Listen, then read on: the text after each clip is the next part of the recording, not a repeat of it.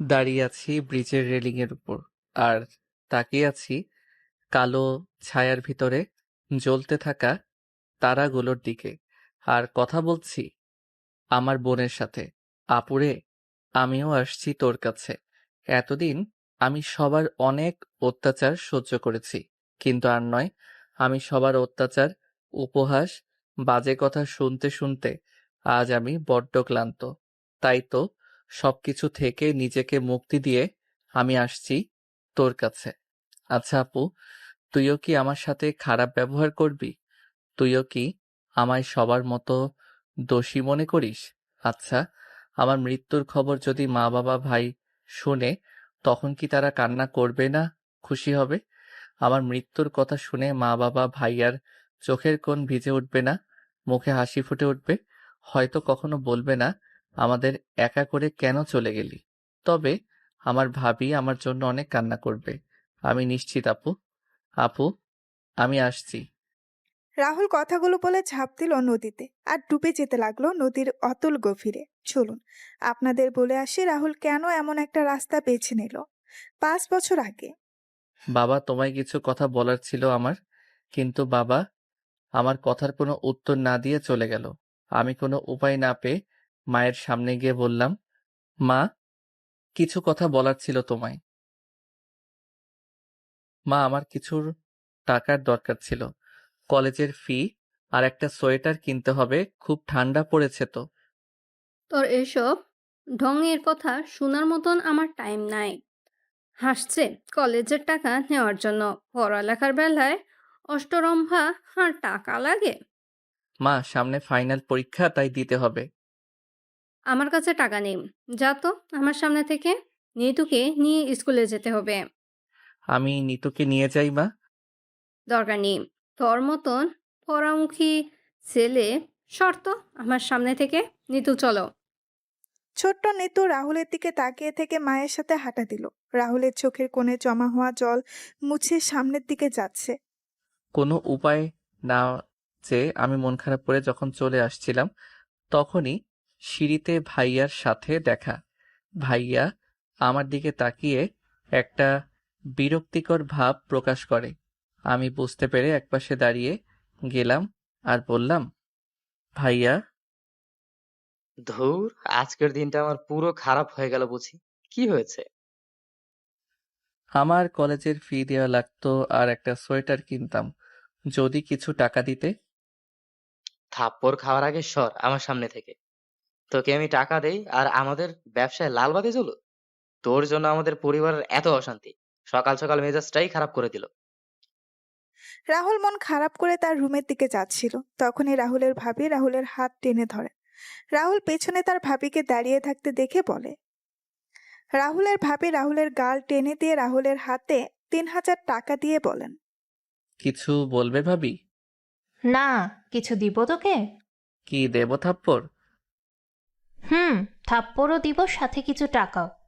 আচ্ছা দাও, আমি আমার গাল এগিয়ে দিচ্ছি, নাও মারো। তোরে না বলছি আমি, ওদের কাছে কিছু চাইবি না। তোর যা লাগবে আমাকে বলতে বলছি, তাহলে ওদের বলবি কেন? ভাবি, তুমি তো আমায় এতদূর নিয়ে এসেছো, নিজের মা বাবা থাকতে আমি তোমায় বলি কি করে বলো? তোমার ভবিষ্যৎ বলে তো কিছু আছে। তোমায় তা নিয়ে ভাবতে হবে না। তুমি পড়ালেখা করো, আর কোনো কিছু টেনশন করবি না। আমি হাসপাতালে যাচ্ছি, তুই কলেজে যা, আর ফেরার পথে হাসপাতাল হয়ে আসিস, একসাথে বাসায় আসবো। আচ্ছা ভাবি। নিপুণ চলে যায় সেখান থেকে, আর রাহুল তার ভাবির যাওয়ার দিকে কিছুক্ষণ তাকিয়ে থেকে রুমে গিয়ে রেডি হয়ে বের হয়ে যায় কলেজের উদ্দেশ্যে। এবার আপনাদের রাহুলের পরিচয় দিয়ে দেই। আমাদের গল্পের নায়ক হলো রাহুল।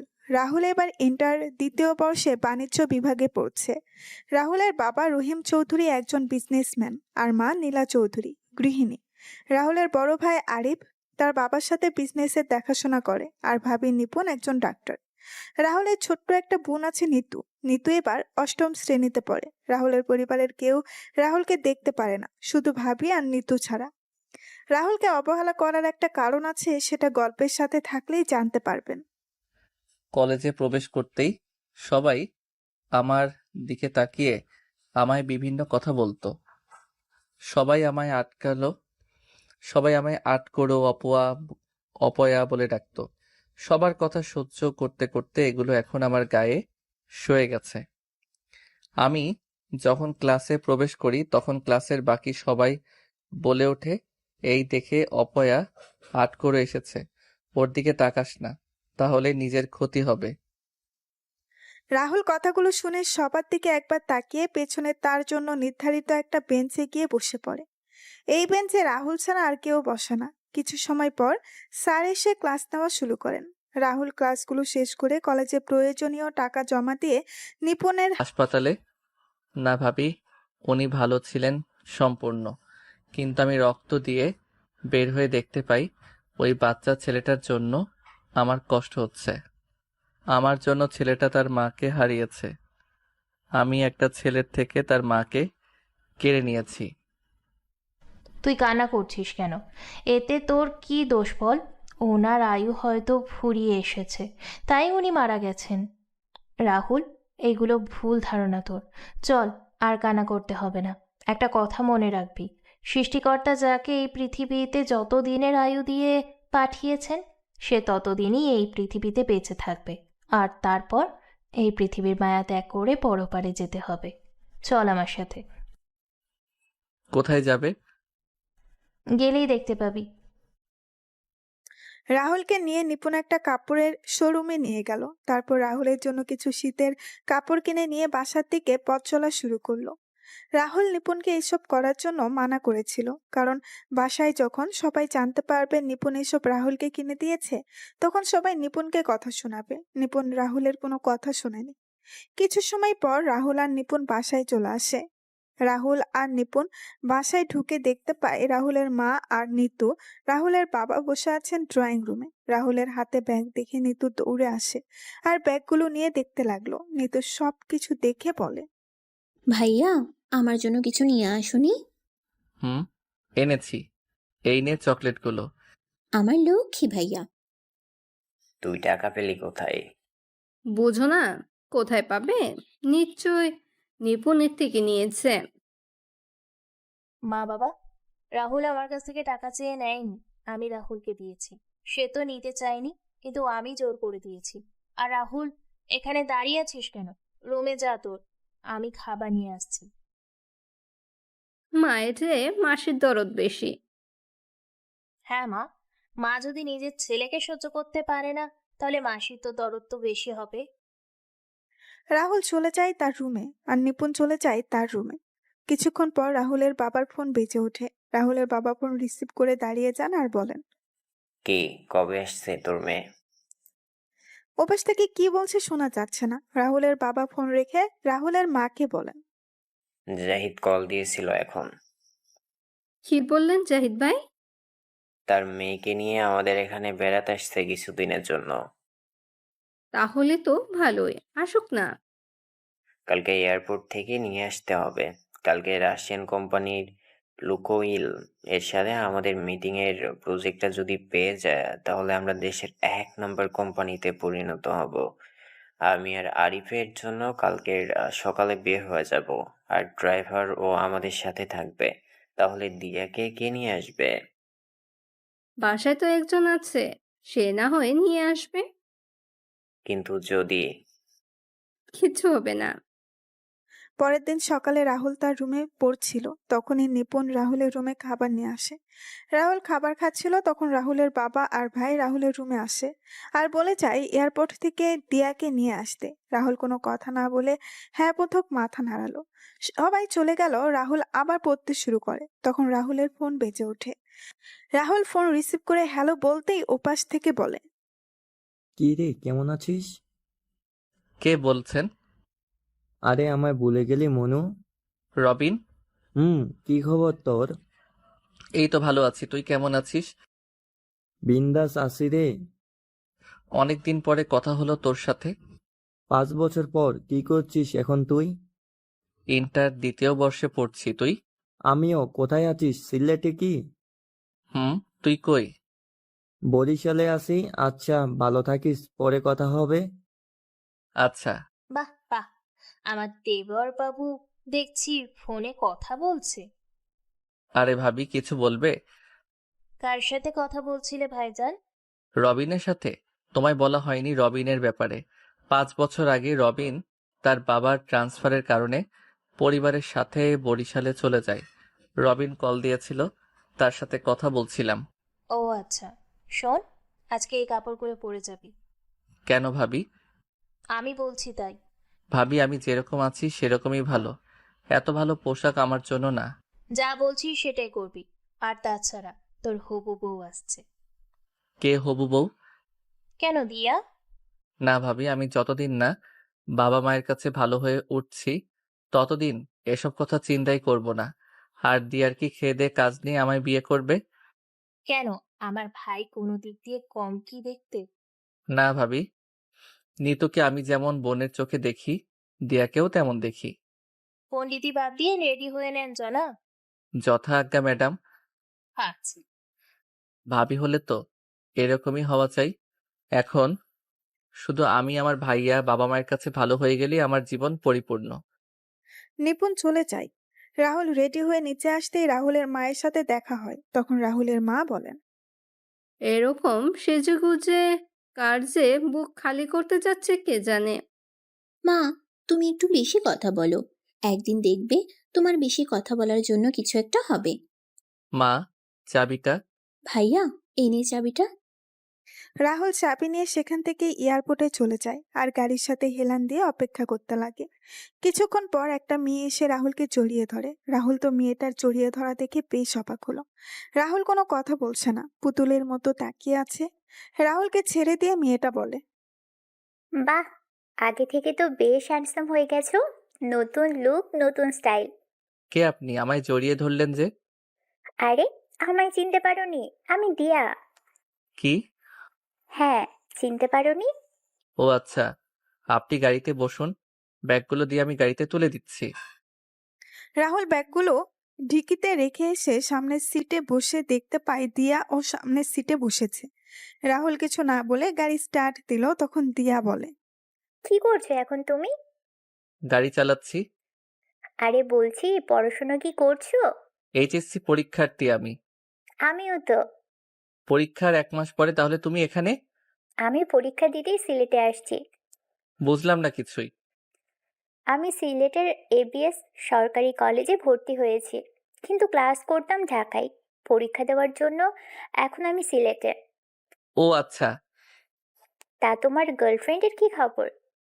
ওই রকম প্যারা আমার নাই। আর তাছাড়া বাদ দিন। আচ্ছা, তুমি সেই কবে থেকে আমায় আপনি আপনি করেই বলছো কেন? আমরা তো সমবয়সী। মেয়েদের সাথে আপনি করে কথা বলতে আমি পছন্দ করি। বাপ্পা, তা তোমার বউকে আপনি করে বলবে নাকি? বললেও বলতে পারি। কিন্তু আমি মানবো না তো। মানে, কি বলছেন আপনি? বলছি, তুমি আমায় আপনি করে বলতে পারবে না। নামুন গাড়ি থেকে। গাড়ি থেকে নামবো মানে? বাসায় চলে এসেছি, তাই বলছি নামতে। ও আচ্ছা। দিয়া গাড়ি থেকে নেমে বাসার ভেতর চলে যায়। রাহুল গাড়ি থেকে বাসার কাজের লোককে ব্যাগগুলো নিয়ে যেতে বলে। গাড়ি পার্ক করে ভেতরে গিয়ে তার মায়ের সামনে চাবি রেখে চলে যায় তার রুমে। দুপুরবেলা সবাই যখন খাবার খাচ্ছিল, তখন রাহুল তার খাবার নিয়ে চলে যাচ্ছিল। তখন দিয়া বলে, রাহুল, কি ব্যাপার? তুমি এখানে আমাদের সাথে বসে খাবার খাচ্ছ না কেন? আমি টিভির সামনে বসে খাবার খাই। ভাইয়া, আমিও তোমার সাথে বসে খাবো। আচ্ছা আয়। কোনো দরকার নেই, এমনি আমার সব কিছু হারিয়েছি। তোর জন্য এখন আমার মেয়েকে হারাতে পারবো না। মা, খাবার ঠান্ডা হয়ে যাচ্ছে, খেয়ে নিন। রাহুল, যা ভাই, তুই টিভি দেখে খাবার খেয়ে নে।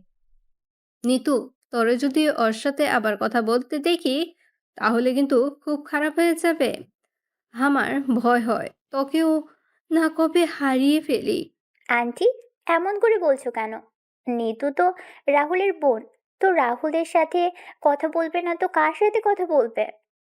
দিয়া, খাবার খেয়ে নাও, পরে না হয় কথা বলা যাবে। রাহুল, তোর কিছু লাগবে? না ভাবি। রাহুল খাওয়া দাওয়া শেষ করে তার রুমে গিয়ে ঘুমিয়ে যায়। বিকেলে রাহুলের ফোনের শব্দে ঘুম ভেঙে যায়। রাহুল ফোন হাতে নিয়ে দেখতে পায় unknown number. Rahul call receive করতেই উপাস থেকে বলে ওঠে। কি জনাবের ঘুম হয়েছে কি? কে বলছেন আপনি? তোমার বউ বলছি। কি বললেন আপনি? বউ বলেছি, বউ। ফোন রাখলাম আমি। যত সব ফালতু। ফোন রাখলে এখন তোমার রুমে চলে রাখুন তো আপনি ফোন। ওই কুত্তা, আমি নিচে আসলে কিন্তু তোর খবর আছে বলে দিলাম। দিয়া কথাগুলো বলে ফোন কেটে দেয়। রাহুলও বিছানায় পড়েছিল। তখন রাহুল মনে মনে বলে, কি মেয়ে রে বাবা, এ তো দেখছি মারাত্মক ডেঞ্জারাস মেয়ে। কি করব এখন? না, একবার যে দেখে আসি কি জন্য ডেকেছে। রাহুল রুম থেকে বের হয়ে ছাদে গিয়ে দেখতে পায় দিয়া ছাদে পায়চারি করছে। দিয়া রাহুলকে দেখতে পেয়ে বলে, যাক, বাধ্য ছেলের মতো চলে এসেছিস দেখছি। বলুন কি বলবেন? আমায় এখানে আপনার সাথে কথা বলতে দেখলে মা বাবা আমায় বকাঝকা করবে। তারা আসার আগে বলুন কি জন্য ডেকেছেন। প্রেম করার জন্য ডেকেছি জনাব। এই কি বললেন আপনি? কিছু বলি নাই তো। হ্যাঁ বলুন। বাইরে যাব, চল ঘুরে আসি। না, আমি যাব না। চিন্তা নেই, আমি আন্টি থেকে পারমিশন নিয়ে এসেছি। মা বলেছে যাওয়ার জন্য। হ্যাঁ আন্টি বলেছে, সাথে ভাবিও বলেছে। চলুন। কলেজে গিয়ে ক্লাস করা, বাসায় এসে মা ভাইয়ের মুখে কটু কথা শোনা, ভাবে স্নেহ ভালোবাসা আর দিয়ার সাথে পড়াশোনা করা, সবকিছু মিলিয়ে রাহুলের দিনগুলো ভালোই চলছিল। এভাবেই কিছুদিন চলে যায়। রাহুল আর দিয়ার পরীক্ষার দিন চলে আসে। রাহুল তার বাবা মায়ের কাছে গিয়ে পায়ে স্পর্শ করতে গেলে তার মা বাবা সরে যায় সেখান থেকে। রাহুল তার ভাইয়ের দিকে এগিয়ে যেতেই তার ভাইয়া চলে যায়।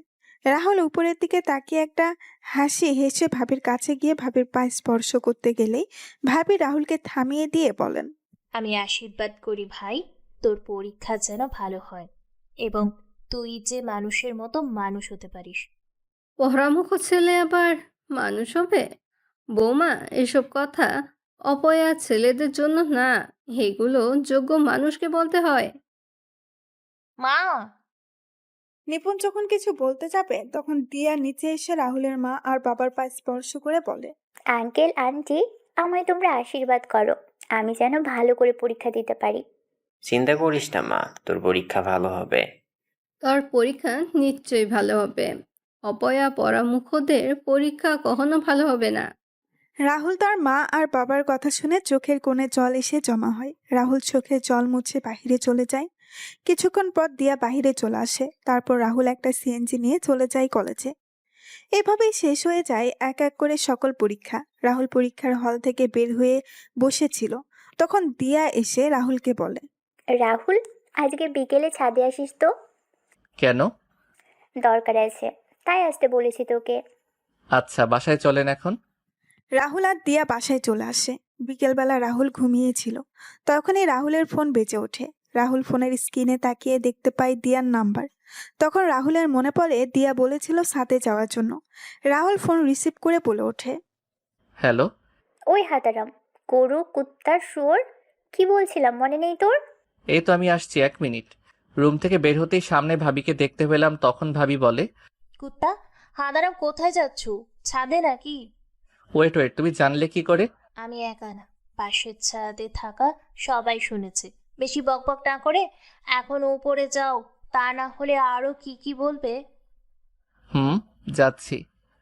By the way, best of luck. কিন্তু কেন ভাবি? সেটা না হয় ছাদে গেলেই জানতে পারবি। রাহুল মাথা চুলকাতে চুলকাতে ছাদে চলে যায়। রাহুল ছাদে গিয়ে দেখতে পায় দিয়া রাগী চোখে ছাদের দরজার দিকে তাকিয়ে আছে। রাহুল দিয়ার এমন রাগী চেহারার দিকে তাকিয়ে ভয়ে ভয়ে দিয়ার সামনে যায়। দিয়া রাহুলকে দেখতে পেয়ে বলে ওঠে, চোখ বন্ধ কর। কেন? চোখ বন্ধ করতে বলছি না? উফ, এত কথা বলিস কেন? আচ্ছা, করলাম। দিয়ার রাহুল কথা শুনে চোখ বন্ধ করে দাঁড়ায়। তখন দিয়া তার পেছন থেকে ফুল বের করে রাহুলকে চোখ খুলতে বলে। দিয়া বলা শুরু করে, আমি তোমার সঙ্গে তোমার জগতে চিরকালের জন্য থেকে যেতে চাই। আমার দুনিয়ায় শুধুমাত্র তোমারই অস্তিত্ব রয়েছে। তোমার মুখে হাসি ফোটানোর জন্য সমস্ত কিছু করতে রাজি আছি আমি।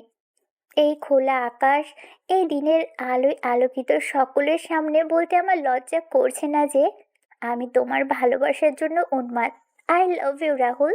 দিয়া চোখ বন্ধ করে এক নিঃশ্বাসে কথাগুলো বলে রাহুলের কোনো রেসপন্স না পেয়ে অল্প কিছু সময় ধীরে ধীরে চোখ খুলে সামনের দিকে তাকায়। তখন দিয়া দেখতে পায় রাহুল সেখান থেকে সরে গিয়ে ছাদের একপাশে দাঁড়িয়ে আছে।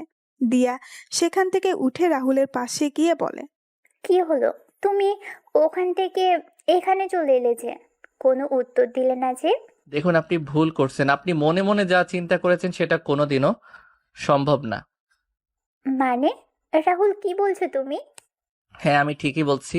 আপনার মাথায় যা ঘুরছে সেটা মাথা থেকে ঝেড়ে ফেলে দিন, এতেই ভালো হবে। রাহুল, আমি তোমায় সত্যি ভালোবাসি, তুমি কেন বুঝতে পারছো না? আমি বুঝতেও চাই না কখনো। দেখুন, আমি আমার পরিবারের কাছে একজন খারাপ ছেলে, একজন খুনি, একজন অপয়া। আমি আমার মা বাবার কাছেই খারাপ হয়ে গেছি। এখন নিজেকে তাদের কাছে যোগ্য হওয়ার চেষ্টা করছি। আমি আমার মা বাবার কষ্ট পাবে এমন কোনো কাজ করব না। রাহুল, তুমি নিজেই তো বলেছো তোমার মা বাবা তোমায় দেখতে পারে না, তাহলে তুমি কেন তাদের নিয়ে ভাবছো? আমি ভাবছি কারণ তারা আমার মা বাবা। এমন মা বাবা থাকার চেয়ে না থাকাই ভালো। যে মা বাবা নিজের ছেলেকে দেখতে পারে না, নিজের ছেলের সাথে অমানুষের মতো আচরণ করে। ঠাস ঠাস। তোমার তো সাহস কম না। তুমি আমার মা বাবা নিয়ে কথা বলছো? তুমি জানো আমি এখানে দাঁড়িয়ে আছি কেন? আরে, আমার মা আমাকে 10 মাস 10 দিন তার গর্ভে রেখে বড় করেছে। আরে, আমি এই পৃথিবীতে এসেছি, আলো বাতাস পেয়েছি সেই মায়ের জন্য, যে মা আমায় 10 মাস 10 দিন গর্ভে ধারণ করেছিল। আর তুমি তার মৃত্যু কামনা করছো? আরে, তুমি আমার বাবার মৃত্যু কামনা করছো? আমি এত বড় হয়েছি যেই বাবা আমায় হাত ধরে হাঁটতে শিখিয়েছিল, আর তুমি তাদের মৃত্যু কামনা করছো। এখন হয়তো তারা কোনো ভুলে জর্জরিত, তাই আমার সাথে খারাপ ব্যবহার করছে। যে সময় বাবা মায়ের ভুল ভেঙে যাবে তখন ঠিকই আমায় বুকে টেনে নিবে, এটা আমার বিশ্বাস। আমি জানি সৃষ্টিকর্তা কাউকে নিরাশ করেন, আমাকেও করবেন না। তুমি আমার বাবার বন্ধুর মেয়ে, তুমি আমাদের অতিথি। অতিথির মতো থাকো, কোনো কথা বলবে না। আমি তোমায় আমার বোনের চোখে দেখি, আর তুমি যদি আমার বোন হয়ে থাকতে চাও তাহলে থাকো, না হলে যেতে পারো। আমার কথায় কোনো কষ্ট পেলে আমায় ক্ষমা করে দিবেন। রাহুল কথাগুলো বলে সেখান থেকে চলে যায়। আর রাহুলের মা ছাদের একপাশে দাঁড়িয়ে ছেলের বলা কথাগুলো শুনছিলেন। রাহুলের মা সব শুনে বুঝতে পারেন তারা রাহুলের সাথে এত বাজে ব্যবহার করার পরেও রাহুলের কোনো অভিযোগ নেই তাদের প্রতি। রাহুলের মা চোখের জল মুছে নিচে নেমে আসেন। দিয়া গালে হাত দিয়ে দাঁড়িয়েছিল। পরের দিন রাহুল তার রুমে বসেছিল, তখন নিপুণ আসে রাহুলের রুমে। নিপুণ বলে, রাহুল, কি করছিস তুই? এই তো ভাবি বসে আছি, কিছু বলবে? হ্যাঁ, আমি অনেক দিনের জন্য বাসায় যাব, তুইও চল। না ভাবি, আমি বাসায় আছি। বাবার শরীর ভালো না, ভাইয়া তো অফিসে থাকে, মা পারবে না একা সবকিছু। কিন্তু ভাবি তুমি চিন্তা করো না তো, তুমি যাও বাড়ি থেকে ঘুরে আসো। তোমার এই সময়ে আঙ্কেল আর আন্টিদের সাথে থাকাই ভালো। আচ্ছা ভাই, সাবধানে থাকবি। কেউ কিছু বললে চুপ করে থাকবি না, সাথে সাথে উত্তর দিবি। ওকে ডাক্তার আফা, ফাজিল। Bye bye. আপনার বলা হয়নি ভাবি, ভাবি কনসিভ করেছে 3 মাসের অন্তঃসত্ত্বা, তাই ভাবিকে তার বাড়িতে গিয়ে কয়েকদিন থাকতে বলেছেন তার বাবা মা। রাতের বেলা রাহুল যখন তার রুমে বসেছিল তখন রাহুলের রুমে খাবার নিয়ে কেউ প্রবেশ করে। তখন রাহুল তার রুমে বসে পরীক্ষার প্রশ্নগুলো দেখছিল। রাহুল তার রুমে কারো উপস্থিতি বুঝতে পেরে পেছন ফিরে তাকান। রাহুল দেখতে পায় তার মা খাবার হাতে রুমে দাঁড়িয়ে আছেন। রাহুল খুশি হয়ে তার মায়ের দিকে এগিয়ে গিয়ে, এগুলো না। রাহুলের মা রাহুলের দিকে তাকিয়ে বুঝতে পারলেন রাহুল কেন আসলো না। রাহুলের মা বলেন, খাওয়াটা খেয়ে আমায় উদ্ধার করো নবাব সাহেব। আচ্ছা মা, রেখে যাও, আমি খেয়ে নিব। হ্যাঁ, খেয়ে নাও। রাহুলের মা চলে গেলেই রাহুল খাবার খেয়ে ঘুমিয়ে পড়ে। কয়েকদিন ধরে রাহুল একটা জিনিস লক্ষ্য করলো, রাহুলের মা রাহুলের সাথে আগের মতো খারাপ ব্যবহার করে না। আর নিতুকে রাহুলের সাথে কথা বলতে দেখেও কিছু বলে না। রাহুলও মনে মনে অনেক খুশি ছিল যে তার মা তার সাথে ভালো ব্যবহার করছে। দিয়া রাহুলকে আর ওই দিনের পর ভালোবাসার কথা বলেনি। দিয়া রাহুলের সাথে ভাই বোনের মতো ব্যবহার করে। একদিন রাহুলের মা বাবা আর ভাই নিপুণকে নিয়ে আসার জন্য নিপুণের বাসায় চলে যায়। রাহুল, দিয়া আর নিতু কথা বলতে বলতে সিঁড়ি বেয়ে নিচে নামছিল। হঠাৎ করে নিতু পা পিছলিয়ে পড়ে যায়। সাথে সাথে নিতুর মাথা ফেটে রক্ত বের হয় আর অজ্ঞান হয়ে যায়। রাহুল আর দিয়া নিতুকে তুলে নিয়ে নিতুর রুমে নিয়ে যায়। রাহুল নিতুর মাথার রক্ত মুছে দিচ্ছে আর বলছে, বোন, এই বোন চোখ খুলো না। এই বোন কথা বল। দিয়া নিতুর জ্ঞান ফিরছে না কেন? আমিও বুঝতে পারছি না, পানি দিয়েছি তো। এদিকে রাহুলের মা বাবা ভাই ভাবি বাসায় এসে কাউকে দেখতে না পেয়ে হঠাৎ করে নিতুর রুম থেকে রাহুলের কণ্ঠ শুনতে পায়। সবাই নিতুর রুমে গিয়ে দেখতে পান রাহুল নিতুর মাথায় ব্যান্ডেজ করে দিচ্ছে আর দিয়া নিতুর চোখে মুখে জল দিচ্ছে। করে নিতু পা পিছলিয়ে পড়ে যায়। চিন্তা করো না মা, আমি ব্যান্ডেজ করে দিয়েছি, এক্ষুনি জ্ঞান ফিরে আসবে। কি গো, ডাক্তারকে কল দিয়েছিলে? হ্যাঁ, ডক্টর বলেছে আসতে। নিতু, নিতু, মা কথা বল। আমি যে কেন তোকে বাসায় একা রেখে গেলাম, আমি তো ভুলে গিয়েছিলাম। একটা অপয়া অলক্ষণের ছেলে রয়েছে এ বাড়িতে। আসলে মা, ঠাস, আর কয়জন খাবি তুই রাক্ষস? তোর জন্য আমাদের হাসি খুশি পরিবারটা ধ্বংস হয়ে যাচ্ছে। আজকে তোকে তো আমি মেরেই ফেলবো। আরিফ কথাগুলো বলে রাহুলকে মারতে লাগলো আর রাহুল বলছে, ভাই আমার কথাটা শোনো, আমি কিছু করিনি। মা ভাইয়া। রাহুল চিৎকার করছে কিন্তু আরিফ রাহুলকে মেরেই যাচ্ছে। নিপুণ সবকিছু দেখছিল। তখন নিপুণ আরিফকে ধাক্কা দিয়ে সরিয়ে বলে ওঠে, রাহুলকে কেন মারছো একা? দিয়াও তো সাথে ছিল তাহলে? কি বলছো কি বৌমা? নিপুণ, মাথা ঠিক আছে তোমার? আমার মাথা ঠিক আছে, কিন্তু তোমাদের মাথা ঠিক নেই। রাহুল আর দিয়া তো বাসায় ছিল, আর ওরা তো বলেছিল কথা বলতে বলতে নিচে নামছিল। তাহলে রাহুলের দোষ কোথায় এখানে? আর এখানে যদি রাহুলের দোষ থাকে তাহলে দিয়ারও দোষ থাকার কথা। আরিফ, শান্ত হয়ে সরে আয় তুই। এই তো ডক্টর এসেছে। তারপর ডাক্তার এসে নিতুকে দেখে একটা ইনজেকশন দিয়ে কিছু মেডিসিন দিয়ে চলে যায় আর বলে যায় কিছু সময় পর নিতুর জ্ঞান ফিরে আসবে। ডাক্তার চলে যায় আর নিপুণ রাহুলকে নিয়ে সেখান থেকে চলে যায়। আচ্ছা, কি হয়েছিল বলো তো আমায় রাহুল? আমরা কথা বলতে বলতে আসছিলাম, আমি পিছনে আর দিয়া নিতু সামনে। হঠাৎ করে দিয়া চিৎকার দিল আর আমি সামনে তাকিয়ে দেখতে পেলাম নিতু সিঁড়ি থেকে গড়িয়ে পড়ছে। বুঝতে পারছি। আচ্ছা, রুমে গিয়ে রেস্ট নে, আর একটা ব্যথার মেডিসিন খেয়ে নিস। আচ্ছা ভাবি। রাতের বেলা নিতুর জ্ঞান ফিরে। সবাই নিতুর সাথে কথা বলছিল আর রাহুল আড়াল থেকে দাঁড়িয়ে নিতুকে দেখছিল। সবাই রুম থেকে বের হয়ে যাওয়ার পর রাহুল গিয়ে নিতুর পাশে বসে আর বলে, কেমন লাগছে এখন তোর নিতু? ভালো ভাইয়া। বেশি ব্যথা করছে কি? অল্প একটু করছে ভাইয়া। আচ্ছা ভাইয়া, সবাই তোকে বকাবকি করছে তাই না? কই না তো। আচ্ছা তুই রেস্ট নে, আমি গেলাম। আচ্ছা ভাইয়া। রাহুল নিতুর রুম থেকে বের হয়ে আসে। দিনে দিনে কিছুদিন চলে যায়। নিপুণের শরীরের অবস্থা ভালো না, তাই নিপুণের সাথে নিতুকে পাঠিয়ে দেওয়া হয় নিপুণের বাড়িতে। রাহুল তার রুমে বসে মোবাইলে গেম খেলছিল। তখনই দিয়া রাহুলের রুমে আসে আর বলে, কি করছিস তুই? গেম খেলছি। কোনটা খেলছিস? Call of duty. ও, ভালোই হলো। কেন? আমি ফোনের স্ক্রিনে তাকিয়ে বললাম, আমি গেম খেলার সময় ফোনের স্ক্রিন থেকে চোখ সরাই না। বুঝতে পারবি একটু পরে। কি বুঝবো? আজকে কি স্পেশাল কোনো কিছু আছে? হুম, অনেক স্পেশাল খাবার আছে। তাহলে তো ভালোই। কিছু সময় পর রাহুল তার রুমের মাটিতে রক্তাক্ত অবস্থায় পড়ে আছে আর সামনে দাঁড়িয়ে আছে রাহুলের মা বাবা বড় ভাই আর দিয়া। দিয়া রাহুলের পাশে দাঁড়িয়েছিল। তখন দিয়া রাহুলের কলার চেপে ধরে কানে কানে বলে, কি রে, কেমন লাগছে তোর এখন? বলেছিলাম না স্পেশাল খাবার আছে। এই দেখ, স্পেশাল খাবার দিয়ে দিলাম তোকে। তোকে নিজের বোন মনে করতাম আর তুই কি করলি এটা? আঙ্কেল, আন্টি, ভাইয়া, দেখছো রাহুল কি বলছে? আমি এখন এমক নিয়ে কোথায় যাব?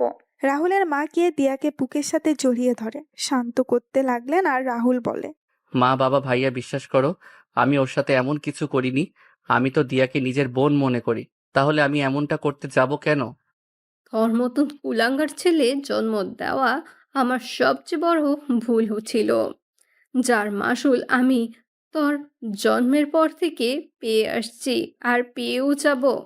মা, টসটস, আর কোনো কথা বলবি না তুই। এখনই আমার বাসা থেকে বের হয়ে যা। তোর মতো ছেলে আমাদের কোনো দরকার নাই। আজকে থেকে আমি তোকে তেজ্য পুত্র করলাম। আজকের পর থেকে আমার একমাত্র ছেলে আরিফ। আরিফ ছাড়া আমার কোনো ছেলে নেই। বাবা আমার একটা কথা তোমরা শোনো, তারপর না হয় আমায় যা বলার বলো। শুনতে পাসনি বাবা কি বললো? এখনই বাসা থেকে বের হয়ে যা। মাটি থেকে কোনো রকমে উঠে আমি মায়ের পায়ের কাছে গিয়ে মায়ের পা জড়িয়ে ধরে বললাম, মা তুমি বিশ্বাস করো, আমি এমন একটা কাজ করব। আমি এতদিন তোমাদের সাথেই ছিলাম, তোমাদের আদর্শে বড় হয়েছি। মা বিশ্বাস করো, আমি এমন কাজ করি না। হারিফ, এই ধর্ষণকারীকে আমার পা থেকে নিয়ে যা। আমার ঘরে আমার ছোট আরেকটি মেয়ে আছে, বলা তো যায় না এমন ধর্ষণকারী কখনো কি করতে পারে। মা একদিন ঠিকই বুঝবে, কিন্তু সেদিন আফসোস করবে তোমরা। কিন্তু তোমরা এটা মনে রেখো, তোমাদের উপর আমার কোনো অভিযোগ নেই। দিয়া, সৃষ্টিকর্তার নামে কেউ একজন উপরে আছেন, সবাইকে মিথ্যা বললেও তাকে কেউ মিথ্যা বলতে পারে না। যে যার যার পাপের শাস্তি এই পৃথিবীতে পাবে, এটাই কিন্তু বিধির বিধান। আরিফ নিয়ে যায় এই কুলাঙ্গারকে। রাহুলের মায়ের কথা শুনে রাহুলের বড় ভাই রাহুলকে টেনে হিঁচড়ে বাসা থেকে বের করে গেটের বাইরে বের করে দিল। রাহুল তার ভাইয়ের পা জড়িয়ে ধরেছিল, কিন্তু আরিফ রাহুলকে লাথি দিয়ে ফেলে বলে।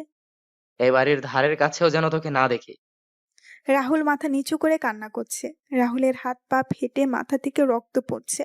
রাহুল কি করবে বুঝতে পারছে না। কোনো উপায় না পেয়ে রাহুল একটা ব্রিজের সামনে এসে দাঁড়ায় আর আকাশের অন্ধকারাচ্ছন্ন তারাদের দিকে তাকিয়ে আছে।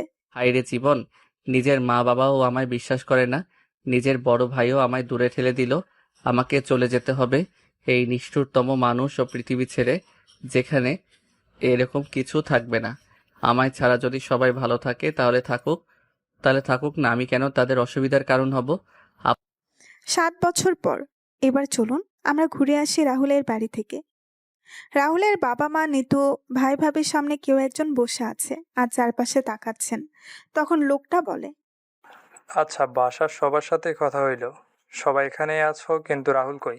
রাহুলকে ডেকে আনো তোমরা। রাহুল সহ তোমাদের কিছু বলার আছে আমার, আর সবার জন্য সারপ্রাইজ আছে। মামা, ভাইয়া তো নেই, তাহলে ভাইয়া আসবে কি করে? নেই মানে? কোথায় গিয়েছে রাহুল? বাসায় না থাকলে কল দিয়ে বলো বাসায় আসতে, আমি এসেছি দেশে। কি করে কল দিব মামা? কল দিলে ফোনের রিং বেজে যাবে, কিন্তু কেউ তো রিসিভ করবে না। ফোন রিসিভ করে কথা বলার মানুষটাই যে ফোন রেখে দূরদেশে চলে গেছে। কি বলছো কি বৌমা? আপু, দুলাভাই, বৌমা কি বলছে এসব? সবাই নিশ্চুপ হয়ে আছে, কোনো কথা বলছে না। তখন কামাল খান বলেন, কি হলো, কিছু বলছো না যে? সবাই চুপ কেন? মামা, আসলে রাহুল আর আমাদের মাঝে বেঁচে নেই। রাহুল মারা গেছে। আজকে 7 বছর হলো। মারা গেছে মানে? আমায় তো কিছু বলনি তোমরা। নিপুণ, কি হয়েছিল রাহুলের? আসলে মামা, আমি তখন আমার বাবার বাসায় ছিলাম। তারপর ফোন পেয়ে এখানে আসি, আর এখানে এসে জানতে পারি হঠাৎ একদিন পুলিশ একটি অর্ধগলিত লাশ নিয়ে বাড়িতে আসে আর বলে লাশের সাথে মানি ব্যাগ থেকে একটা আইডি কার্ড পেয়েছে, যার নাম রাহুল। একদিন দিয়ে ভালোই হয়েছে, রাহুল মারা গেছে। না হলে আরও কষ্ট পেয়ে মরতে হতো।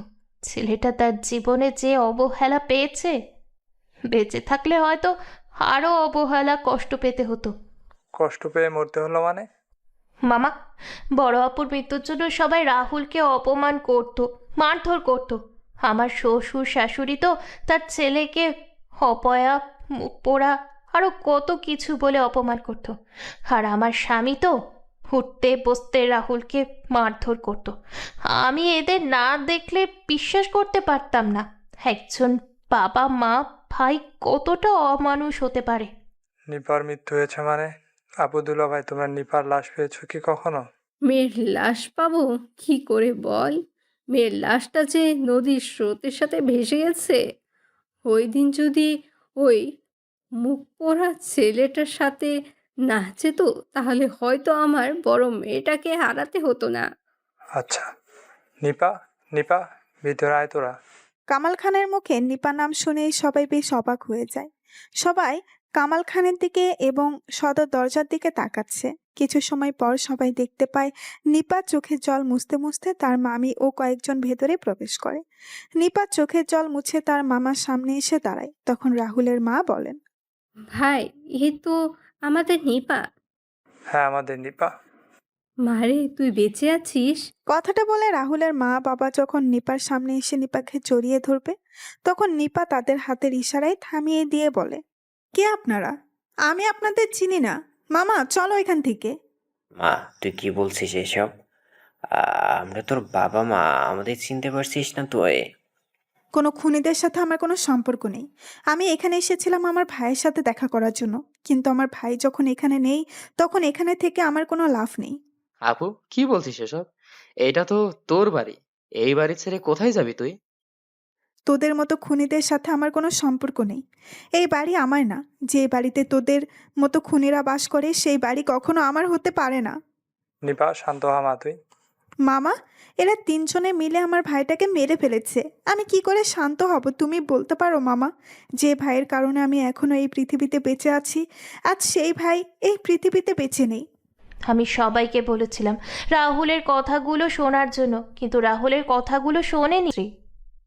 সত্যি একজন মা যে এত পাষাণ হতে পারে সেটা আমি তোমায় না দেখলে বুঝতেই পারতাম না। যে ছেলেটাকে 10 মাস 10 দিন নিজের শরীরে বহন করলাম, সেই ছেলের সাথে অমানুষের মতো ব্যবহার করলে তুমি। ছি মা, ছি। রাহুলের মা বাবা মাথা নিচু করে বসে আছেন, কোনো কথা বলছেন না। নিপা আবার বলে ওঠে, মামা, তুমি এখানে থাকবে এখনো? আমি গেলাম, তুমি আসো। মা, তুই আমাদের ছেড়ে যাস না। তোকে এতদিন পরে ফিরে পেয়েছি, তোকে আর হারাতে দিব না। আমাকে এখানে রাখতে হলে আমার ভাইকে ফিরিয়ে আনতে হবে আপনার। পারবেন আনতে আপনি? জানি পারবেন না, তাই আমাকে আটকে রাখার কোনো বৃথা চেষ্টা করবেন না আপনি। আসি আমি। নিপা বের হয়ে চলে যায় বাসা থেকে। রাহুলের মা বসে পড়েন মাটিতে আর কান্না করতে থাকেন। কিছু সময় পর কামাল খান সবাইকে নিয়ে বাসায় ফিরে আসেন।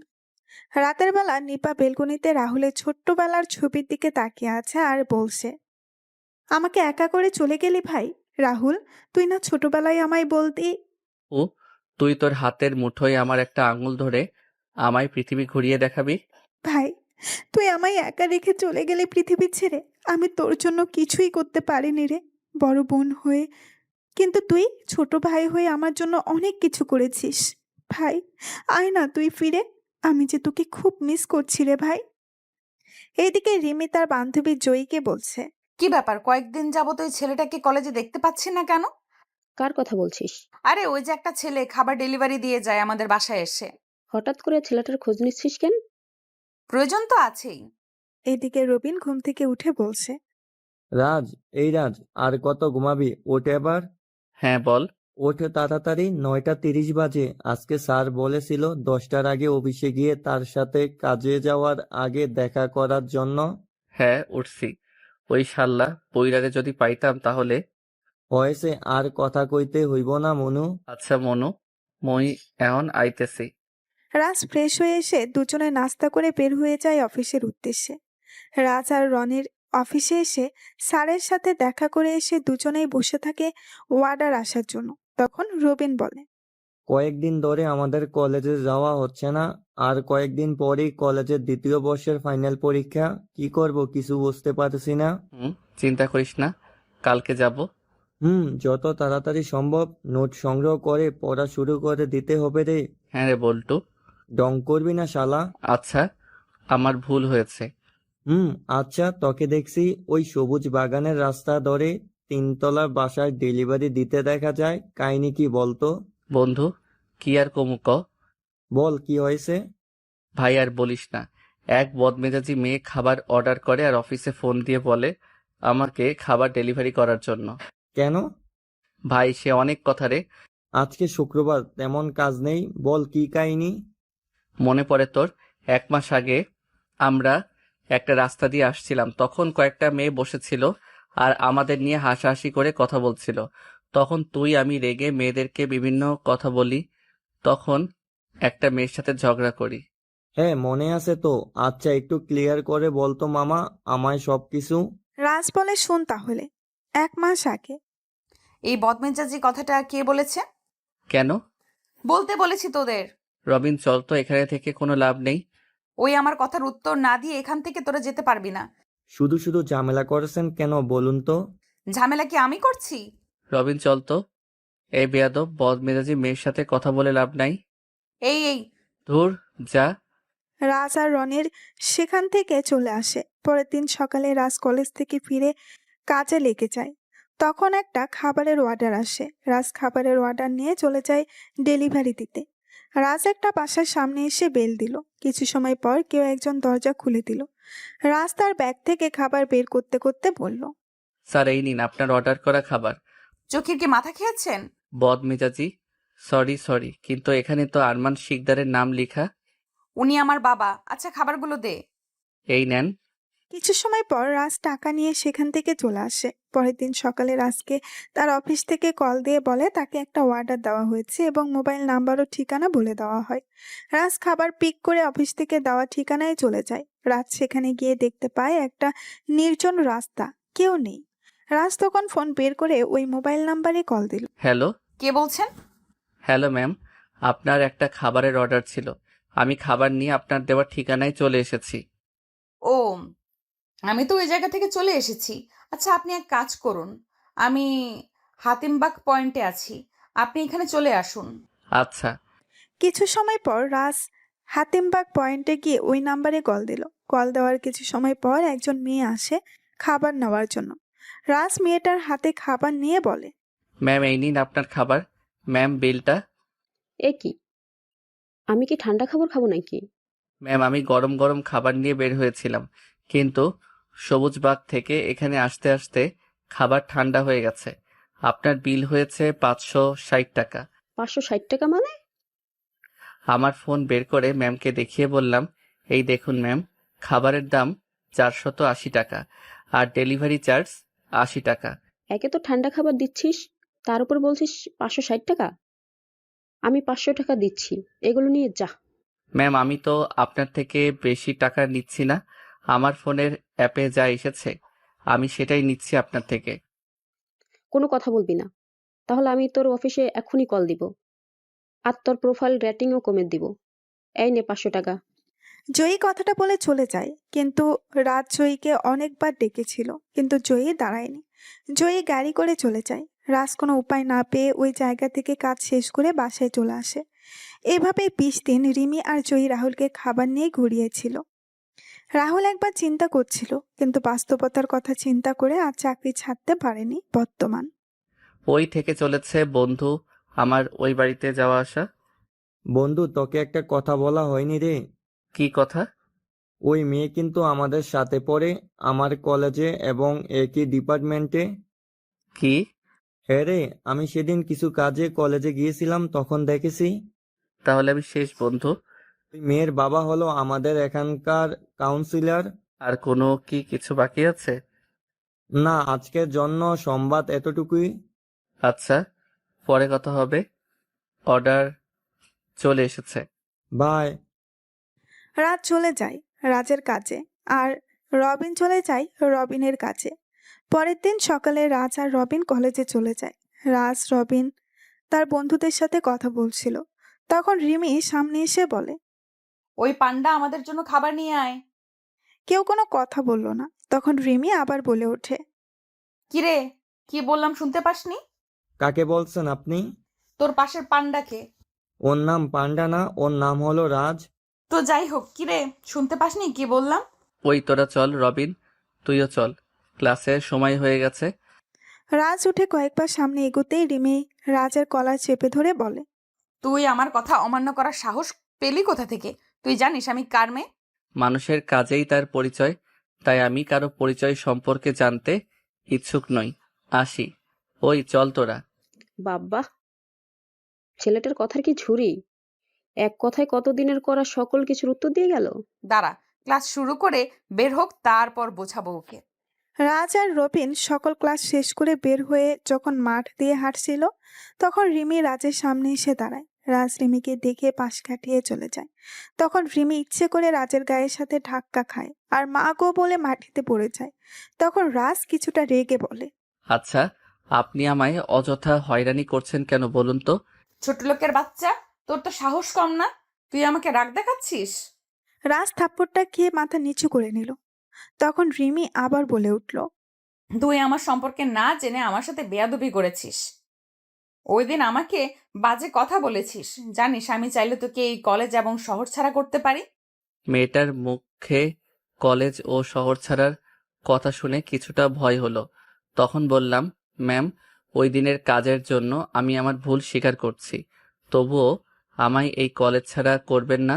আমাকে যে নিজেকে প্রতিষ্ঠিত করতে হবে, ভবিষ্যতে আমি আর আপনার সাথে কখনো কোনো বেয়াদবি করব না ম্যাম, আপনি আমায় দয়া করুন।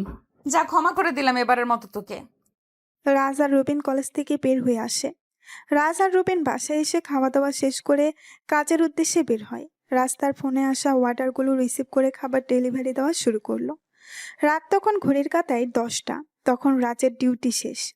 রাজ একটা দোকানে ঢুকে হাত ধুয়ে খাবার অর্ডার করে বলে, স্যার, আমি মাত্র খাবার খেতে বসেছি। আমি খাবারটা খেয়ে যাচ্ছি অর্ডার নিয়ে। রাজ ফোনটা রেখে খাবারের দিকে একবার তাকাচ্ছে আর একবার ফোনের দিকে। রাজ খাবার রেখেই হাত ধুয়ে বিল দিয়ে বের হয়ে যায়। রাজ বের হওয়ার আগেই দোকানিকে বলে, মামা, এই খাবারটা কোনো অসহায়কে দিয়ে দিবেন। রাজ বের হয়ে রেস্টুরেন্ট থেকে খাবার নিয়ে চলে যায় ডেলিভারি করার জন্য। রাজ ডেলিভারি সম্পন্ন করে বাসায় ফিরতে ফিরতে রাত প্রায় 12টা বেজে যায়।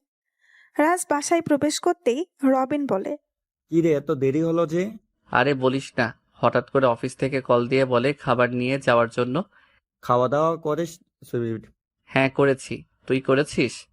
রবিন কোনো কথা না বলে চলে যায় সেখান থেকে। রাজ বাথরুমে গিয়ে ফ্রেশ হয়ে বের হতেই দেখতে পায় রবিন খাবার হাতে দাঁড়িয়ে আছে। তখন রাজ বলে, খাবার খাসনি তুই এখনো?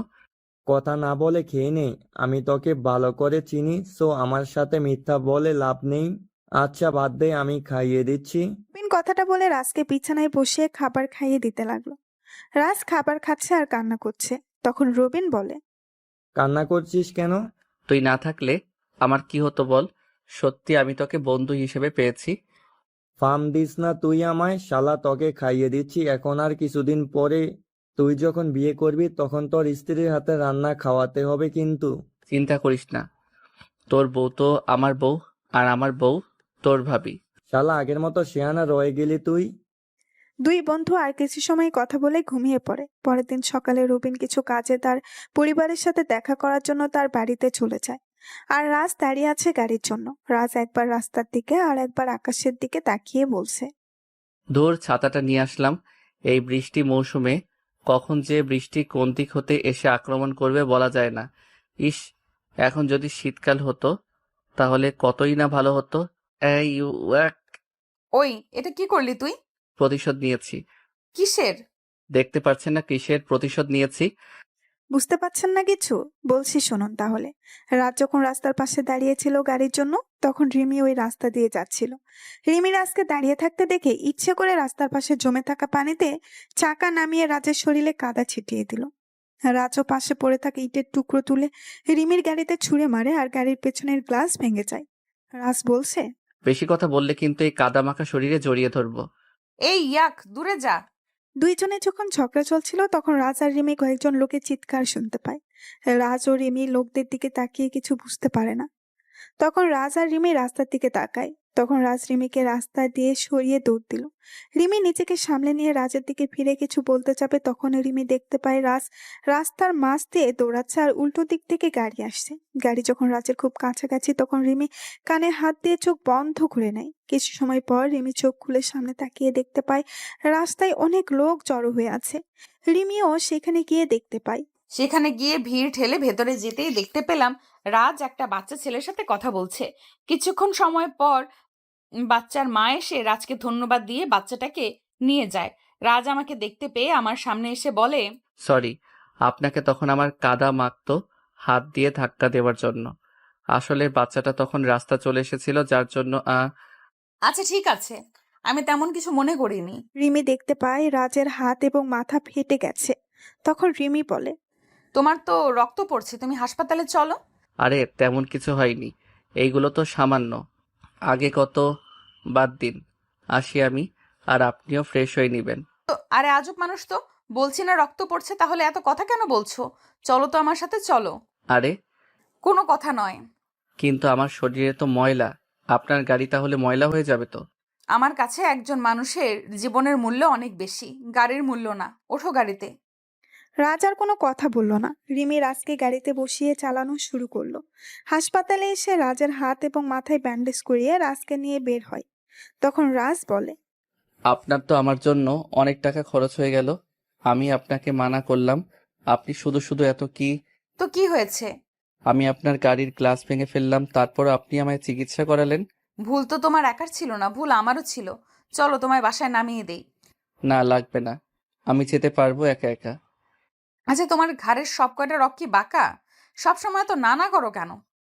রগ বাঁকা হতে যাবে কেন? আপনি যে আমার মতো একজন গরিবের জন্য এত কিছু করলেন, এটাই তো অনেক আমার কাছে। এত না না করো কেন বলতে পারো? আমাকে কাজে যেতে হবে, তাই মানা করেছি আপনাকে। আমাকে সামনের মোড়ে নামিয়ে দিন আপনি। এই অবস্থায় কাজে যাবে তুমি? কাজ করলে টাকা পাই, আর সেই টাকা দিয়ে নিজের পেট চালাই। কাজে না গেলে কে আমাকে এমনি এমনি টাকা দিবে শুনি? তুমি বাসায় যাও, আজকে কাজ করতে হবে না। কাজ না করলে বেতন পাবো কোথা থেকে? ওয়েট, দাঁড়াও। হ্যালো বাবা। রিমি তার বাবার সাথে কথা বলে ফোন রাখার কিছুক্ষণ পর রাহুলের ফোন বেজে ওঠে। রাহুলের ফোন রিসিভ করে বলে, হ্যালো। জি স্যার। আচ্ছা স্যার। কি কাজে যাওয়া লাগবে তোমার এখন? না, কল দিয়ে আজকে যেতে মানা করলো। রাহুল রিমির সাথে রিমির গাড়ি করে বাসায় ফিরে আসে। রাতের বেলা রাজ রবিনকে কল দিল। কিরে, কি করছিস? বসে আছি, তুই? আমি ওরে। রাত শোন, আমাকে না 1 সপ্তাহ বাড়িতে থাকতে হবে। বাড়িতে অনেক কাজ, আর আমি অফিস থেকে ছুটি নিয়েছি। আমি বাসায় বসে সবকিছু দেখছি। আচ্ছা, আঙ্কেল আর আন্টি কেমন আছে? বাবা মা ভালোই আছে। আচ্ছা, পরে কথা হবে। রাজ ফোন রাখতেই একটা আননোন নাম্বার থেকে রাজের ফোন আসে। রাজ কল রিসিভ করে বলে, হ্যালো, কে বলছেন? আমি বলছি। আমিটা আবার কেমন নাম? আমি রিমি বলছি। এই, আপনি আমার নাম্বার পেলেন কোথা থেকে? পেয়েছি রাস্তার পাশে একটা বিদ্যুতের খাম্বাতে। কেন কল দিয়েছেন? প্রেম করার জন্য। কি? এত কথা বলিস কেন? মেডিসিন খেয়েছিস? না, খাইনি। কেন? পড়া শেষ করে খেয়ে নিব। এখন রাত 12টা বাজে, এখনো খাবার খাসনি? পড়ছিস? হুম, এখন খাবো। আচ্ছা, খাবার খেয়ে নে তাহলে। রিমি কথাটা বলে ফোন রেখে দিল। রাজ খাবার খেয়ে ঘুমিয়ে পড়ে। এদিকে কেউ বলছে। কি বলছিস কি তুই? ফোনের উপাস থেকে কি বলছে সেটা শোনা যাচ্ছে না। তখন জিপি বলে, বাহ, তাহলে তো ভালোই হয়েছে। এবার ওই রহিম চৌধুরীর পরিবারের সব কটাকে একসাথে যন্ত্রণা দিয়ে মারবো। এতদিন পারিনি, কিন্তু এখন শেষ করব। ছোটটাকে তো অনেক আগেই ওর পরিবার থেকে সরিয়ে দিয়েছি, এবার ওদের পাল্লা। এবার আমার মাস্টার রানীকে ফিরিয়ে আনতে হবে। জিপি ফোনটা কেটে তার ফোনের সেভ করা নাম্বারে কল দিল। কল রিসিভ হতেই জিপি বলে, রানীমা, এবার তোকে তো ফিরতে হবে। খেলা শুরু করতে হবে তোকে। রহিমের বড় মেয়ে ফিরে এসেছে, এবার বড় মেয়ের সাথে সব কটাকে কষ্টতে মারতে হবে। ফোনের উপাস থেকে কি বলছে কিচ্ছু শোনা যাচ্ছে না। তখন জিপি বলছে, চিন্তা নেই, 2 মাস পরেই খেলা শুরু হবে। এবার তাহলে তুই তোর খেলা শুরু করে দে আরিফের সাথে ওইখানে বসে। জিপি ফোন রেখে হাসতে হাসতে ঘুমিয়ে পড়ে। পরের দিন সকালে রাজ রেডি হয়ে কলেজের দিকে হাঁটা দিল। কিছু দূর আসতেই দেখতে পায় রিমি গাড়ির সাথে হেলান দিয়ে দাঁড়িয়ে আছে। রাজ হেঁটে রিমির পাশ দিয়ে চলে যাচ্ছিল। তখনই রিমি রাজের সামনে গিয়ে বলে, গাড়িতে ওঠো। কেন? আমি হেঁটে যেতে পারবো। বললাম না গাড়িতে উঠতে? তাহলে এত কথা বলছিস কেন তুই? আচ্ছা, আপনি এমন করছেন কেন বলুন তো? আমায় আর কত দয়া করবেন বলুন? আমার মন বলেছে তাই করছি। ওঠ বলছি। আচ্ছা, আমি গরিব বলে কি আপনি আমায় দয়া করছেন? কি বললি তুই? রাজের কলার ধরে। আরে ছাড়ুন, কি করছেন কি? তাহলে গাড়িতে গিয়ে বস এক্ষুনি। রাজ আর কোনো কথা না বলে গাড়িতে গিয়ে বসে। রিমি গাড়ি চালানো শুরু করে। কলেজের ভেতরে এসে গাড়ি থামতে রাজ গাড়ি থেকে নেমে তার বন্ধুদের সাথে গিয়ে কথা বলা শুরু করে। রিমি গাড়ি থেকে নেমে তার বান্ধবীদের কাছে চলে যায়। তখন জয়ী বলে, কিরে, আজকে রাজাকে নিয়ে এসেছিস যে? নিয়ে এলাম। কাহিনী কি বলতো? কাহিনী কিছুই না, রাস্তায় পেলাম তাই সাথে করে নিয়ে এলাম এমনিতেই। ও আচ্ছা। কিছু সময় পর সবাই ক্লাসে চলে যায়। ক্লাস শেষ করে রাস্তার বন্ধুদের সাথে কথা বলছিল। তখনই রাজ একটা মেয়ের চিৎকার শুনতে পায়। রাজ সহ সবাই তাকিয়ে দেখতে পায় কয়েকজন ছেলে মিলে একটা মেয়েকে জোর করে টেনে নিয়ে যাচ্ছে। রাজ এটা দেখে কিছু সময় চুপ থেকে দাঁড়িয়ে ওই দিকে হাঁটা দিল। রাজের বন্ধুরা রাজকে নিষেধ করেছিল, কিন্তু রাজ শোনেনি। রাজের পেছন পেছন রিমি, জয়ী ও তার বন্ধুরা আসে। রাজ ছেলেগুলোর সামনে গিয়ে বলে, কি সমস্যা ভাই? তোমরা মেয়েটাকে এভাবে নিয়ে যাচ্ছ কেন? সেটা কি তোকে বলতে হবে? অবশ্যই, একটা মেয়েকে জোর করে নিয়ে যাচ্ছেন আর মেয়েটা চিৎকার করছে। ও আমার গার্লফ্রেন্ড। আপু, উনি কি তোমার বিএফ হয়? না ভাইয়া, আমি এনাকে চিনি না। উনি আমায় ক্লাস থেকে জোর করে কোনো কথা না। পরিচয় নিয়ে তুই পানি খা। আপু, তুমি যাও। আমি হলাম বাংলাদেশের বিজনেসম্যান জাহিদ পারভেজের একমাত্র ছেলে সাইদ। এই মেয়ে তো আমি নিয়েই যাব। সাইদের কথা শুনে রাহুলের চেহারায় একটা হিংস্র রূপ ফুটে ওঠে। রাজের কপালে রগগুলো ফুলতে লাগলো। সেটা খেয়াল কেউ না করলেও রিমি খেয়াল করে। তখন রাজ বলে, এই ভাই, এত ঝামেলা করছেন কেন বলুন তো? ঝামেলাতে এখনো করিনি, তুই চলে যা এখান থেকে, তাহলে কোনো ঝামেলা না। সাইদ যখনই নিতুর হাত ধরতে যাবে তখনই নিতু রাজের পেছনে এসে রাজের বাম হাত চেপে ধরে বলে, ভাইয়া আমায় বাঁচান আপনি, এই অমানুষটা আমায় মেরে ফেলবে। এই ছেলে কি করবে জানিস আমার পাওয়ার কি? তোকে তো আমি বিয়ে করব, যদি না পারি তাহলে তোকে আমার এক রাতের জন্য হলেও চাই। চল তুই আ সাইদ যখন নিতুর হাত ধরতে যাবে তখন রাজ সাইদের ডান হাত মুচড়ে দিয়ে চেপে ধরে। আপুটা যখন চাইছে না তোর সাথে যেতে, তাহলে জোর করছিস কেন? তোদের মতো ছেলেদের কারণে মেয়েরা বাইরে চলাচল করতে পারে না। মন তো চাচ্ছে তোর চোখের মণিগুলো বের করে নেই। এত সুন্দর মেয়ের সাথে এত সুন্দর। না, তোকে তোর ভাষায় বোঝাতে হবে দেখছি। রাজ কথাটা বলে সাইদও তার সাথে সবাইকে মারতে লাগলো। সাইদকে মেরে মাটিতে ফেলে রেখে রাজ নিতুকে নিয়ে সেখান থেকে চলে যায়। রাজ নিতুকে জিজ্ঞাসা করে, আপু, তুমি ছেলেটাকে চিনো? আমার বাবার বন্ধুর ছেলে। ওই ছেলে একটা খারাপ ছেলে। আপু, তুমি এখন বাসায় যেতে পারো। ধন্যবাদ ভাইয়া। নিতু চলে গেলে রাজও পেছনে ঘুরে যেই সামনে হাঁটতে যাবে তখন রিমি বলে, ওয়েট ওয়েট নায়ক সাহেব, নায়ক মানে? কালকে একটা বাচ্চার প্রাণ বাঁচালে আর আজকে একটা মেয়েকে বাঁচালে, তাই বললাম। কালকে যেটা করেছে সেটা আমার দায়িত্ব ছিল, আজকে ও যা করছিস সেটাও আমার দায়িত্ব ছিল। বুঝলাম। আমি কি যেতে পারি এখন? আমি কি জড়িয়ে ধরেছি তোমায়? রাজ পাশ কাটিয়ে সামনের দিকে হাঁটা দিল আর মনে মনে বলে, এই মেয়ের মাথায় সমস্যা আছে নিশ্চয়ই, না হলে কি সব আবল তাবল কথা বলে। এর থেকে দূরে থাকতে হবে। এদের মতো বড়লোকদের বিশ্বাস করতে নেই। এইদিকে সাইদকে তার কয়েকজন সহযোগী হাসপাতালে নিয়ে যায়। কিছু সময় পর জিপি চলে আসে হাসপাতালে আর জিজ্ঞেস করে সাইদের এমন অবস্থা কে করলো। তখন সবাই কলেজের সবকিছু খুলে বলে। হঠাৎ করে জিপি এর ফোন বেজে উঠলো। জেপি কল রিসিভ করে বলে, হ্যাঁ রানিমা, বল। সাইডকে কল দিচ্ছি কিন্তু কল রিসিভ করছে না কেন? আর কাজের আপডেট কি? রানিমা, তোকে যে এখনই দেশে আসতে হবে রে। সাইদ আজকে গিয়েছিল নিতুর কলেজে, কিন্তু একটা ছেলে সাইদকে খুব বাজেভাবে মেরেছে আর ডাক্তার বলেছে সাইদ কোমায় চলে গেছে। কি? কার এত সাহস যে আমার ভাইয়ের গায়ে হাত দেয়? ছেলেটার সম্পর্কে কেউ কিছু জানে না। আর শোন, আর 1 মাস পর মাইনিং ও পাথরের সবচেয়ে বড় টেন্ডার পাস হবে। আমাদের যা করার তা এখন থেকে শুরু করতে হবে।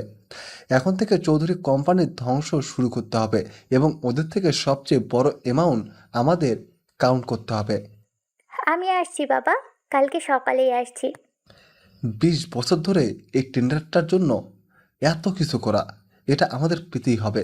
শোন মা, হ্যাঁ বাবা বলো। আমি শুনেছি একটা নতুন কোম্পানিও নাকি টেন্ডার জমা দেবে। এখন বাজেট কত হতে হবে? আমি যেমন বলি তেমন করো, এতে করে আমাদের বেশি টাকা খরচ করতে হবে না। তার জন্য তুমি একজন ইনভেস্টর প্রয়োজন, যা তোমাকে এই 1 মাসের ভিতরে খুঁজে বের করতে হবে। আর একটা কথা বাবা, পারবে তো তুমি? হ্যাঁ, হয়ে যাবে। তুই সুসংবাদ পেয়ে যাবি। জেপি ফোনটা রেখে হাসপাতালে ওয়েটিং রুমে বসে আছে। এদিকে রানীমা তার লোকদের ফোন দিয়ে বলে, কাজে নেমে পড়ো সবাই। আমি কালকেই যেন একটা সুসংবাদ পেয়ে যাই। আমি দেশে আসছি, আর ওদের টেন্ডারের সকল ইনফরমেশন আমার চাই।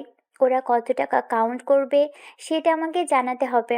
আর শোনো, শোন, তোদের কাজে কেউ কোনো ঝামেলা সৃষ্টি করলে তাকে মেরে শুয়ে দিবি।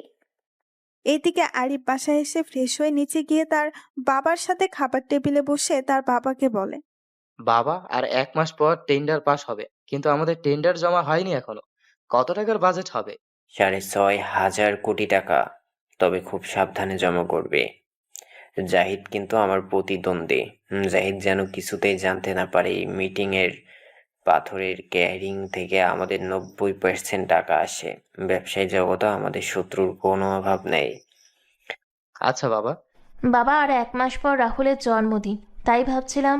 হ্যাঁ বৌমা, করো যা করেছি ছেলেটার সাথে আমরা, এতে করে যদি নিজের পাপের শাস্তিটা যদি কিছুটা কমে। জানি আমার শাস্তি হয়তো কমবে না কখনো। কথাগুলো বলে রাহুলের বাবা চোখে জল মুছে খাবার টেবিল ছেড়ে উঠে পড়েন, আর আরিফ তার খাবার খেয়ে চলে যায়। নিপুণ তার শাশুড়ির রুমে গিয়ে বলে, মা চলুন, খাবার খেয়ে নেবেন। আমার খিদে নেই বৌমা, তুমি খেয়ে নাও। মা, নিজেকে আর কত এভাবে কষ্ট দিবেন? যতদিন আমার মৃত্যু না হয় ততদিন নিজেকে কষ্ট দিব এভাবে। আমি আমার ভুলের জন্য নিজের ছেলেকে হারিয়েছি, তাই নিজেকে শাস্তি দিচ্ছি।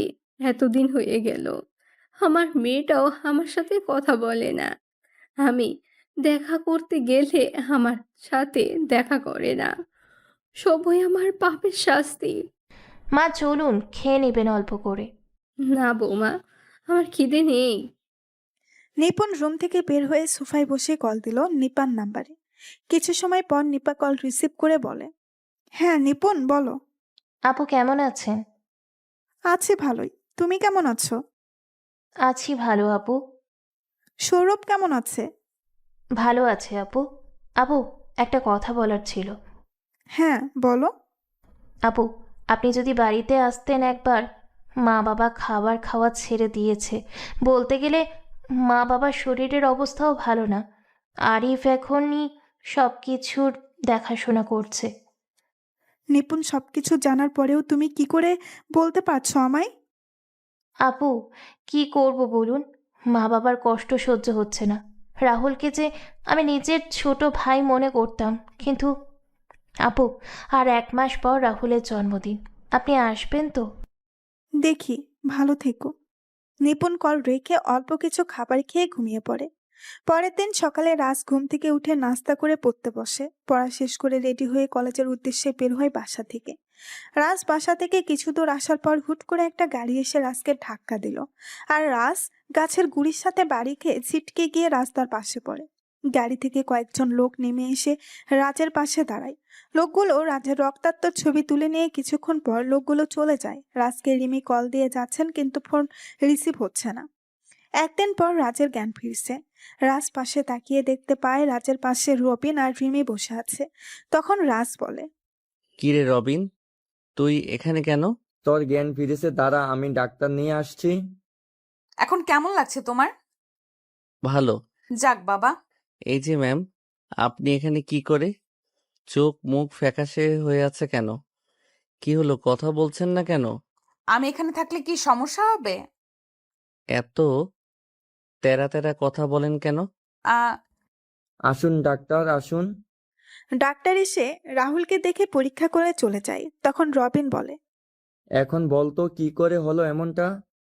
আরে আমি কলেজে আসছিলাম, তখনই হঠাৎ করে একটা গাড়ি এসে আমায় ধাক্কা মারে। আর আমি কি জানি একটার সাথে ধাক্কা খেলাম, তারপর বলতে পারি না কিছুই। দেখে শুনে চলাফেরা করবি না?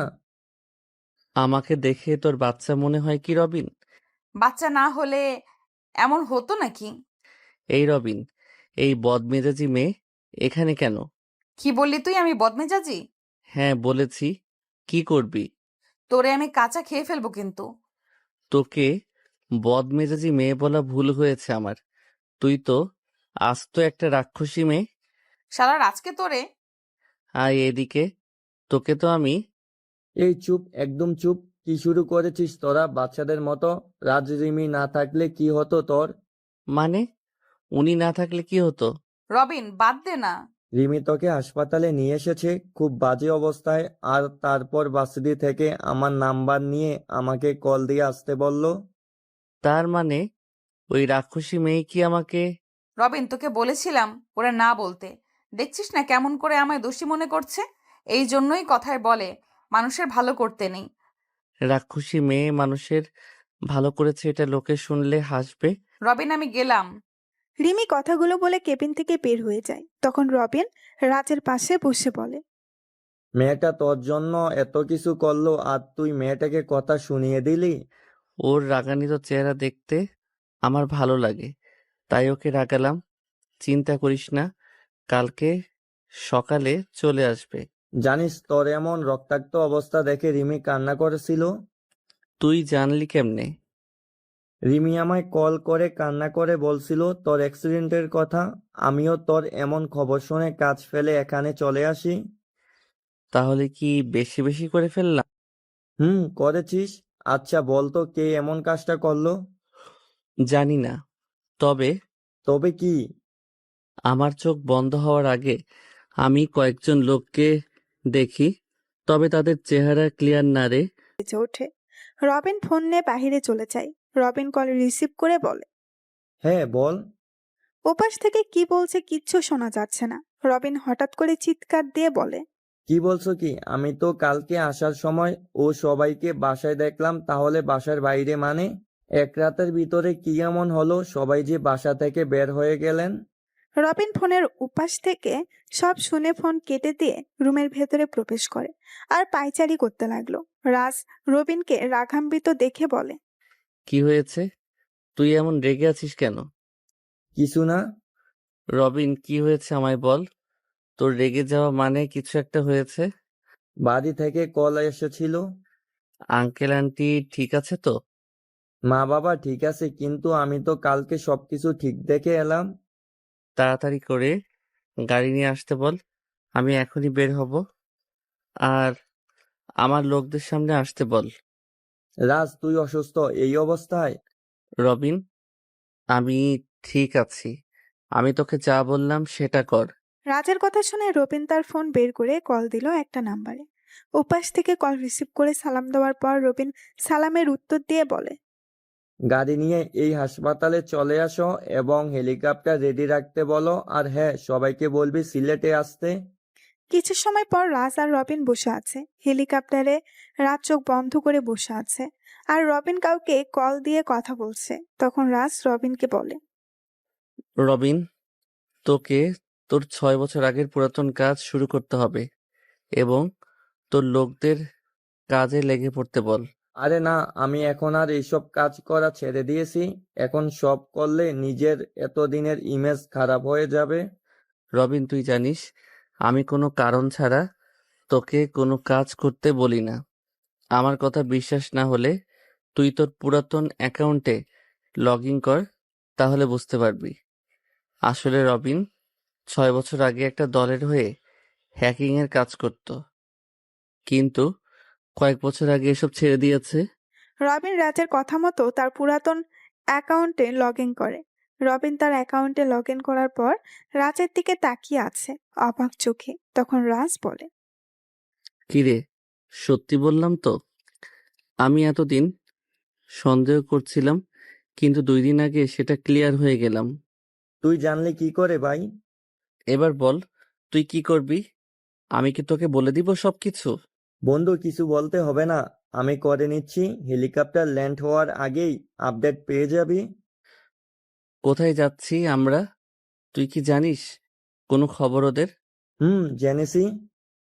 রাজ রবিন কিছু সময় পর হেলিকপ্টার থেকে নেমে একটা গাড়িতে ওঠে। রাজ আর রবিন একটা গাড়িতে এবং রাজদের পেছনে 7 থেকে 8টি গাড়ি আসছে।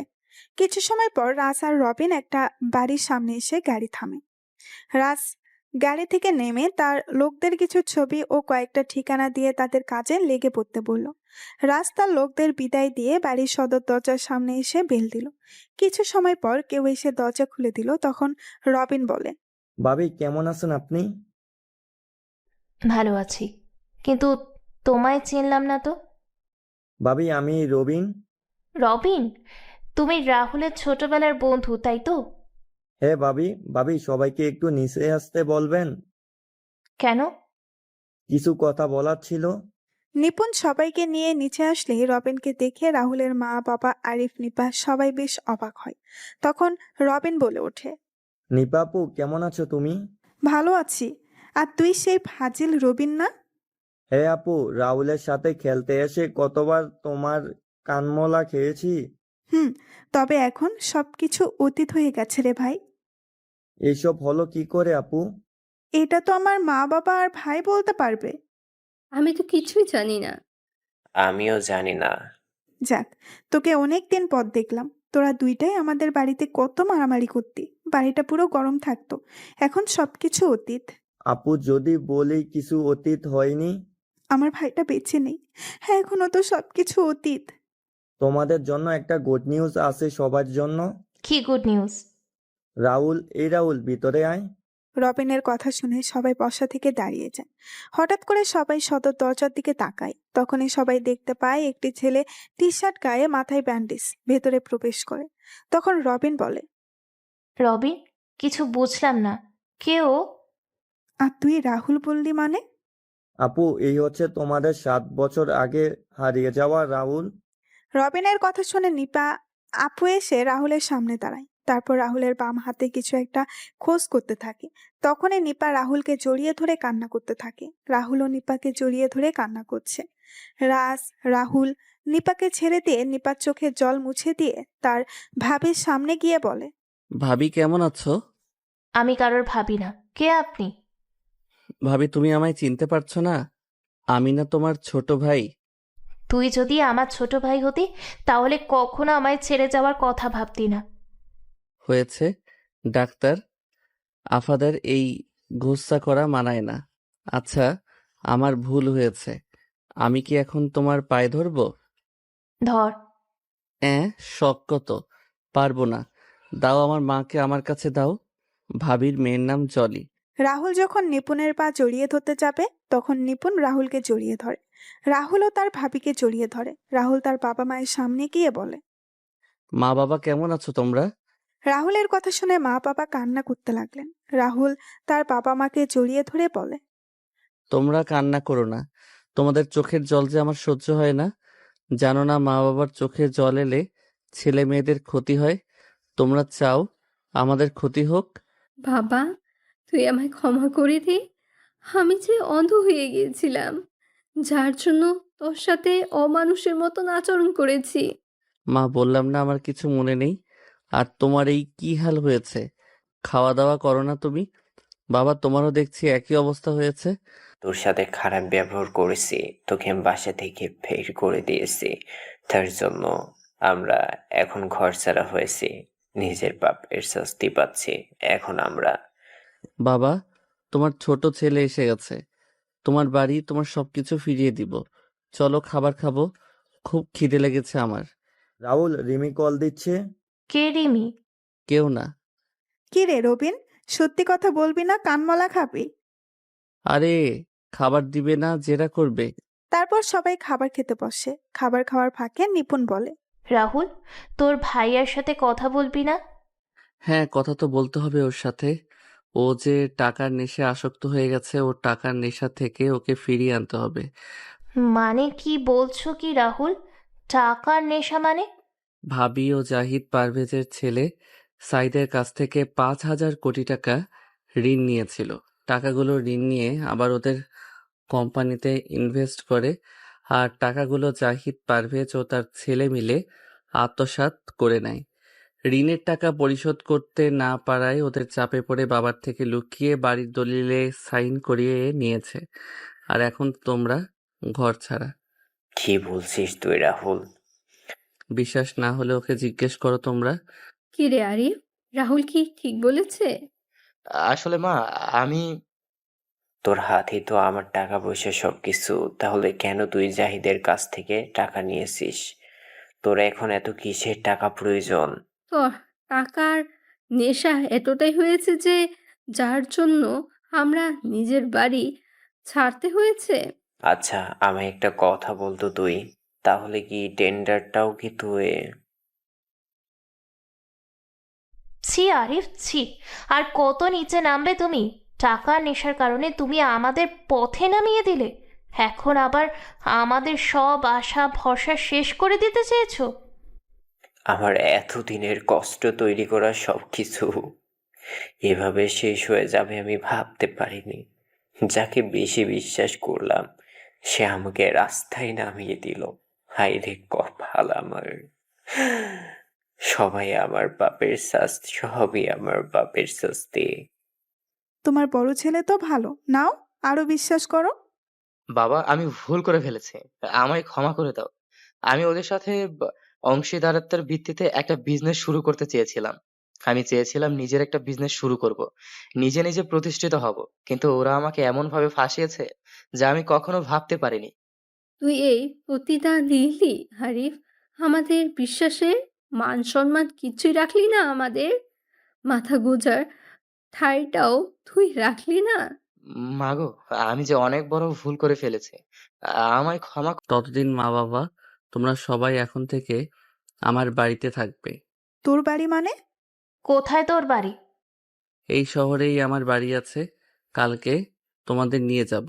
আচ্ছা, আমরা তো তোর লাশ পেয়েছিলাম, তাহলে ওই লাশটা কার ছিল? মানে আমার লাশ পাবে কোথা থেকে তোমরা? আমি তো আমাদের সামনে দাঁড়িয়ে আছি। ওটা আমি বলছি আন্টি। আমি সেদিন এসেছিলাম রাহুলের সাথে দেখা করার জন্য, কিন্তু এখানে আস্তে আস্তে রাত 12টা বেশি হয়ে যায়। আমি বাড়ির ভিতরে প্রবেশ করে দেখতে পেলাম বাড়ির পিছনের রাস্তা দিয়ে কেউ বের হয়ে যাচ্ছে।